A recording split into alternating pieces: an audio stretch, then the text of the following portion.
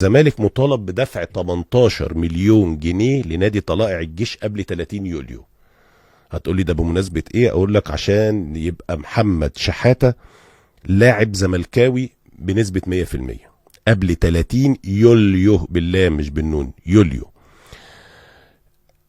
المبلغ هيتقسم 10 مليون جنيه قيمة الصفقة، 8 مليون جنيه متأخرات من صفقة عمرو السيسي.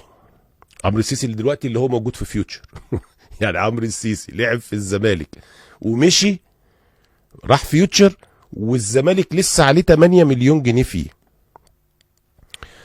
وفي بند في التعاقد بيتيح لطلائع الجيش بيع محمد شحاتة لأي فريق آخر في حالة مشاركته في أولمبياد باريس 2024.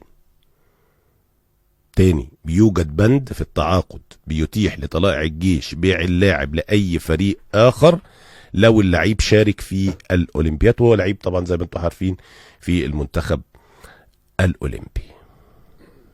مشكلة كبيرة جدا على الفكرة. والموضوع اللي أثره الاتحاد الإفريقي إن لازم كل فريق هيشارك في البطولات الإفريقية يكون مخلص كل المديونات اللي عليه، وإلا هيتم استبعاده من البطولة. الزمالك عنده مشكلة خالد بوطيب 2 مليون و400 ألف دولار لازم تنتهي قبل 30/6.